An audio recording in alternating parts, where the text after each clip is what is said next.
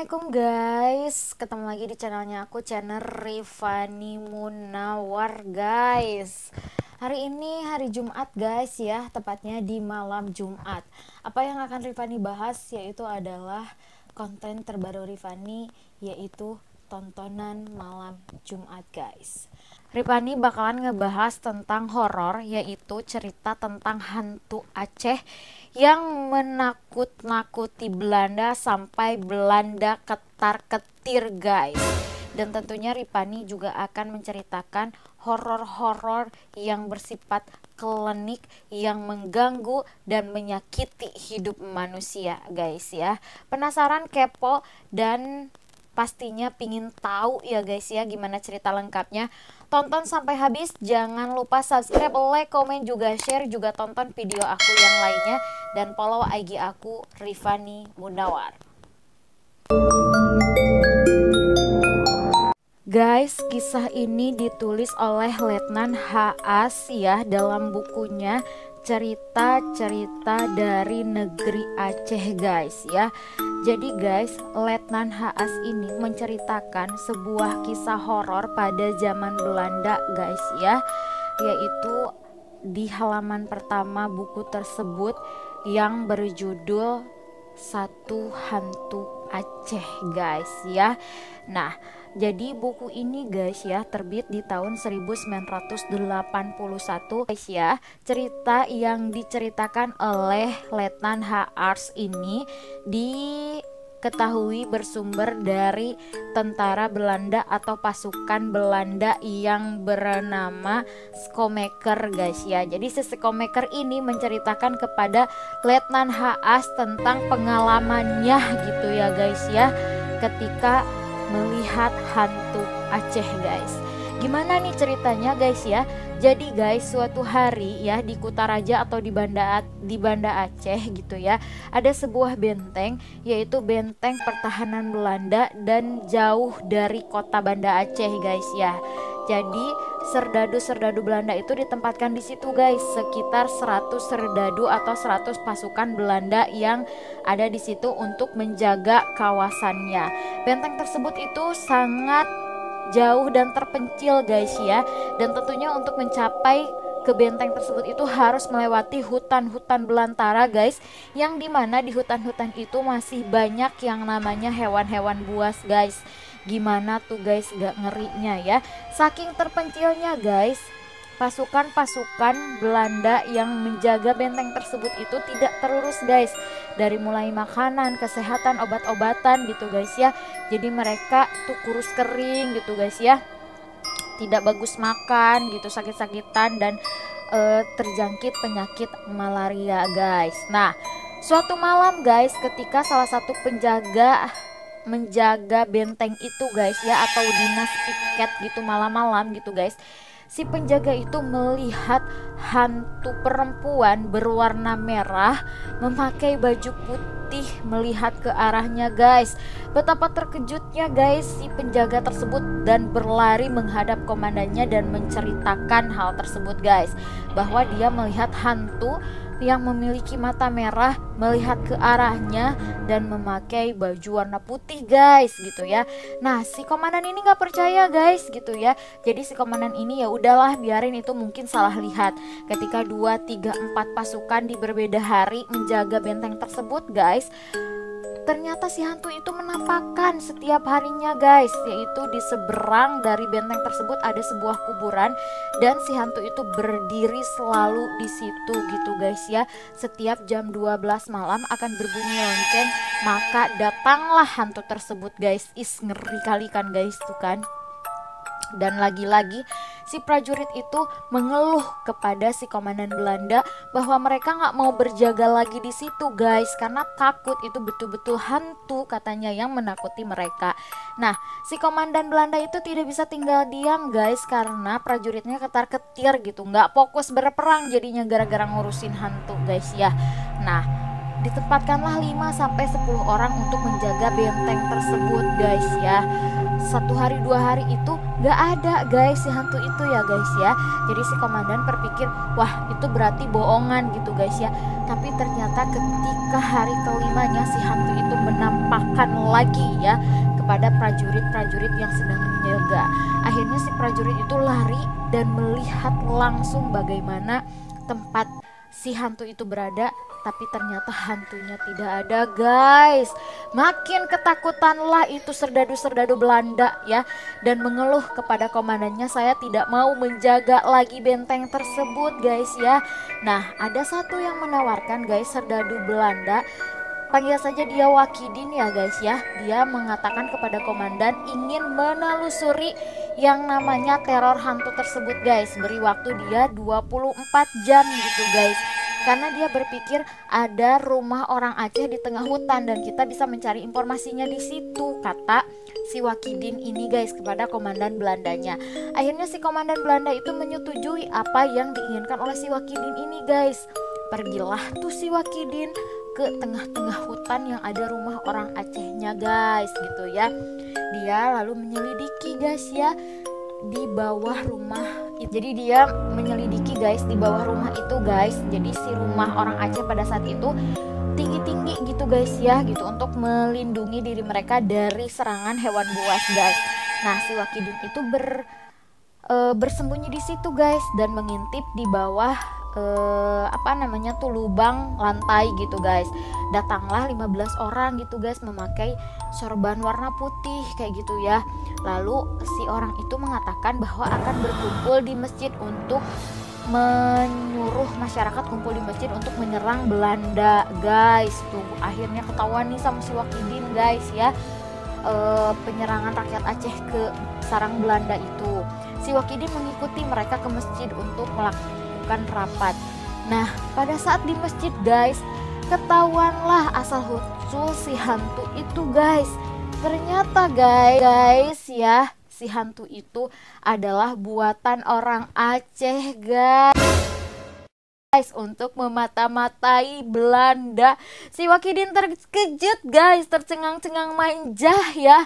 Pasukannya porak-poranda guys gara-gara ide dari orang Aceh menakut-nakuti mereka dengan hantu guysku ya.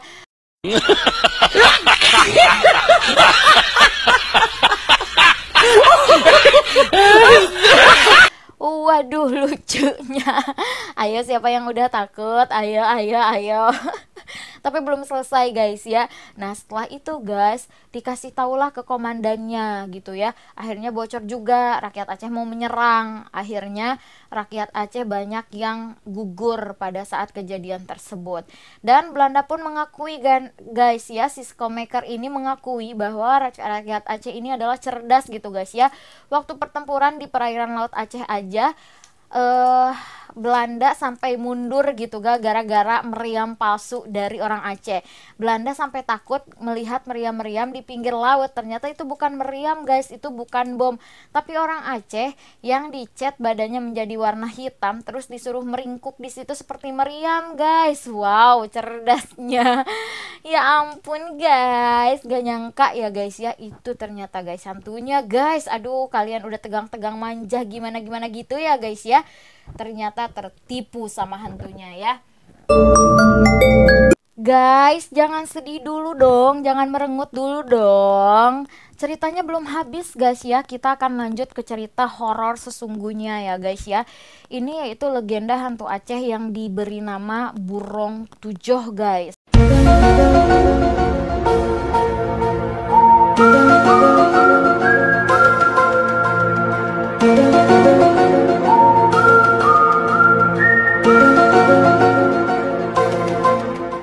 Siapa di sini yang tahu Burong Tujoh guys? Jadi Burong Tujoh ini guys yaitu adalah simpanan manusia atau para dukun-dukun untuk menyakiti manusia yang lainnya. Burong Tujoh ini berasal dari kata burong yaitu hantu, tujoh yaitu tujuh. Jadi hantu tujuh guys ya. Jadi Burong Tujoh ini adalah legenda hantu Aceh guys ya, yang sering menakut-nakuti wanita hamil guys dan menakuti anak-anak. Nah Burong Tujoh sendiri ini bersifat unik guys gitu ya. Jadi Burong Tujoh ini ada pemiliknya guys, yaitu dukun-dukun. Dukun-dukun ini yaitu memiliki si burung tujuh ini digunakan untuk menyakiti manusia guys. Contohnya misalkan guys ya, kita misalkan benci sama orang terus pergi ke dukun buat mainin orang itu. Nah, si dukun itu menggunakan burung tujuh ini untuk menyakiti manusia. Manusia ini bisa menjadi sakit-sakitan guys, atau enggak sakit jiwa guys, atau enggak dia sampai meninggal gitu guys ya, akibat si burung tujuh ini.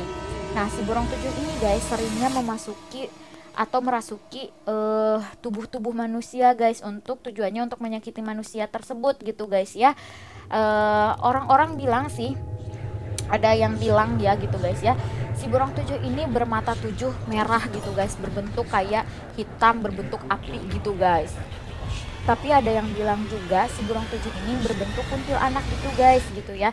Kalau di Jawa itu bilangnya sundel bolong gitu guys, karena si burung tujuh ini berasal dari wanita-wanita yang meninggal ketika melahirkan guys ya. Tapi kita juga nggak tahu bagaimana bentukan aslinya si burung tujuh ini. Tapi ini digunakan untuk para dukun menyakiti manusia gitu guys. Waduh, kacau kali ya dukun tuh ya guys ya. Gak boleh kayak gitu guys, musyrik guys ya. Nah, burung tujuh sendiri ini legenda hantu Aceh gitu guys ya, sudah sangat terkenal di Aceh. Orang-orang Aceh pun kayaknya paham dan tahu tentang cerita si burung tujuh ini guys gitu ya. Tujuannya untuk menyakiti manusia. Nah, di Jawa sendiri guys ada juga guys yang namanya jenglot. Jenglot juga itu untuk dipelihara guys ya oleh manusia. Tujuannya juga bisa untuk menyakiti manusia, untuk memperkaya diri bisa guys ya. Tapi tetap salah guys, itu namanya musyrik guys ya. Nah, kalau kembali lagi ke Jawa ya guys ya, kalau di Pulau Jawa sendiri juga ada kayak yang menyakiti manusia yang lainnya memakai makhluk halus seperti burung tujuh itu, yaitu kayak santet gitu ya guys ya. Jadi santet, misalkan santet itu banyak gitu digunakan gitu oleh orang-orang yang menyimpan dendam ingin menyakiti manusia melalui klinik atau melalui gaib gitu guys ya. Bisa kayak muntah darah, penyakitan, jadi gila, sampai paling ekstrim itu meninggal dunia guys. Ya ampun guys, itu betul-betul terjadi guys ya. Itu bukan hanya isapan jempol biasa, itu kayak yang sudah lumrah aja, bukan lumrah ya, memang ada terjadi seperti itu di Pulau Jawa gitu guys ya. Nah, selanjutnya guys ya, yang berbau apa ya sih, yang berbau gaib gitu juga bukan hanya santet guys, juga ada pelet gitu guys. Kemarin juga sempat viral guys yang namanya gitu, foto si cewek itu ditaruh di situ terus ditulisin bahasa-bahasa apa kayak gitu ya guys ya, kayak isim atau apa gitu, Rifani nggak tahu.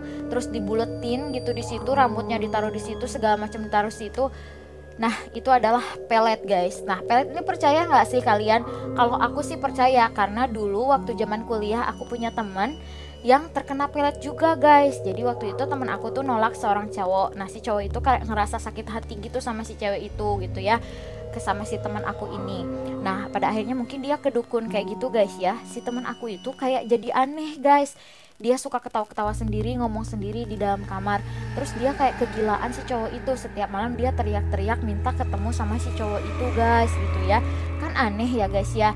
Dia tuh kayak yang matanya merah kayak gitu guys, kayak kerasukan kayak gitu guys ya pokoknya gitu. Dan dia tuh kayak yang, aduh aku pengen ketemu cowok itu, jadi kegila-gilaan gitu, jadi cinta mati sama si cowok yang ditolak itu. Nah, lama-kelamaan Rifani jadi tahu bahwa dia itu terkena pelet guys. Ya Allah, astagfirullahaladzim ya. Makanya kita sebagai seorang perempuan harus bisa benar-benar menjaga diri dari hal-hal tersebut ya. Yang paling penting mendekatkan diri kepada Allah ya guys ya, biar kita selalu dijaga guys. Mengerikan ya guys ya hal-hal yang seperti itu. Yang selanjutnya yaitu adalah susuk guys ya. Ini juga sudah tidak asing lagi di daerah kami guys, yang namanya susuk gitu ya guys ya. Susuk itu bertujuan untuk sesuatu hal. Misalkan guys, susuknya ditaruh di bibir, biar kalau kita ngomong orang jadi percaya sama omongan kita. Susuknya ditaruh di mata, biar kita kalau melihat orang jadi merasa wah gitu ngelihat mata kita ya. Ditaruh di jidat gitu, biar orang yang ketika melihat kita itu auranya keluar semua. Jadi ada titik-titik kita diberikan susuk sama dukun itu guys ya. Nah, menurut cerita teman Rifani juga yang make susuk itu guys, Rifani nggak bisa sebut daerahnya guys ya, tapi ada di salah satu daerah di Jawa tempat pemasangan susuk kayak gitu guys. Jadi semakin dia nggak sholat dan semakin dia nggak berwudu, susuk itu akan semakin cantik gitu dibuat di muka dia itu. Dia akan semakin bersinar, jadi kalau dia masang susuknya di bibir buat orang percaya sama dia, dia akan semakin dipercaya sama orang gitu. Pokoknya hal-hal tersebut itu bener nyata gitu adanya guys ya. Tapi ada satu syarat guys, dia itu nggak boleh makan sate guys, makan yang ditusuk-tusuk itu nggak boleh guys. Itu syarat dari si dukunnya tersebut guys. Waduh guys, ngeri-ngeri ya guys ya, serem-serem kalau ngedengerin cerita kayak gitu guys ya. Jangan sampailah kita gitu ya melakukan hal-hal seperti itu musyrik guys, dosa yang paling tidak diampuni sama Allah guys ya. Oke, yang terakhir ini guys ya, yaitu jadi ini yang terakhir guys ya. Yang terakhir itu adalah pesugihan guys, yaitu kita ingin cepat kaya guys ya tanpa bekerja, terus kita melakukan perjanjian dengan iblis guys ya gitu. Ada yang jadi babi guys, ada yang jadi monyet, ada yang jadi buaya, ada yang ngikutin jenglot, ada yang ngikutin tuyul gitu. Semua serba dilakukan guys ya. Tapi ingat, perjanjian dengan iblis tidak akan berakhir bahagia guys. Jadi gitu, setiap malam satu suro biasanya ada yang meninggal secara tidak wajar guys ya. Pada saat itu di kampung aku terjadi hal seperti itu. Itu baik pembantunya meninggal, orang yang kerja di situ meninggal. Intinya orang-orang yang pernah memakan uang dari orang pesugihan tersebut itu akan atau bisa dijadikan yang namanya apa sih itu tuh, persembahan tuh. Aduh lupa lagi aku. Iya, yang dijadikan persembahan tumbal guys ya, bisa dijadikan tumbal guys. Ngeri banget guys ya kan gitu kan. Nah itu tuh bisa menghadirkan uang yang bener-bener banyak sekali ke kita guys. Dalam waktu berhari-hari kita bisa jadi kaya guys. Tapi ingat gitu ya, ketika kita sudah mengikat diri kita dengan iblis, jangan harap Allah bisa menolong lagi kita. Itu sudah selesai gitu ya. Gak ada lagi harapan yang bisa kita lakukan dalam hidup ini ketika kita sudah membuat perjanjian dengan iblis. Itu namanya musyrik guys ya. Sangat tidak disukai sama Allah, dan itu dosa yang tidak akan pernah diampuni gitu guys sama Allah guys ya. Jadi hati-hati ya, semoga kita selalu dilindungi sama Allah dari hal-hal tersebut guys ya. Kalau emang mau kaya, kerja guys, jangan jadi pesugihan. Kalau di Sunda mah bilangnya teh munjung guys ya. Ngeri banget gitu guys ya. Tapi salah satu syarat dari pesugihan itu, semua anggota keluarga itu dilarang lahir di hari Jumat. Kan ada salah satu keluarga yang lahir di hari Jumat itu otomatis tidak diterima. Rifani juga nggak tahu guys kenapa para setan itu takut atau para iblis itu takut ya guys ya dengan modal hari Jumat atau lahir di hari Jumat guys gitu guys ya. Waduh, ngeri-ngeri. Pokoknya jangan sampai kita ingin kaya melakukan hal-hal bejat seperti tersebut gitu ya. Hal-hal seperti melakukan perjanjian dengan iblis. Auzubillahi min dalik ya guys ya. Jauh-jauh dari hidup kita guys. Jadi gitu guys ya cerita hari ini guys. Jangan nonton sendirian guys ya. Dan ini adalah konten kedua dari tontonan malam Jumat guys. Semoga apa yang Rifani berikan ke kalian itu memberikan kesan yang lumayan baik ya, sehingga kalian menonton terus videonya aku. Terus kalian juga mengambil manfaat dari video ini guys ya. Dan mohon maaf apabila ada kesalahan-kesalahan informasi, ada kesalahan-kesalahan kata. Intinya Rifani hanya ingin memberikan wawasan-wawasan baru untuk kalian guys ya. Terima kasih banyak sudah menyimak video aku. Mohon maaf apabila ada kesalahan-kesalahan kata guys. Pokoknya nantikan video aku yang lainnya. Jangan lupa subscribe, like, komen, juga share, karena subscribe itu gratis guys ya. Dan jangan lupa follow IG-nya aku, Rifani Munawar guys ya. Dukung aku terus biar aku membuat video-video yang menarik lainnya. Terima kasih, bye-bye. Wassalamualaikum warahmatullahi wabarakatuh. I love you.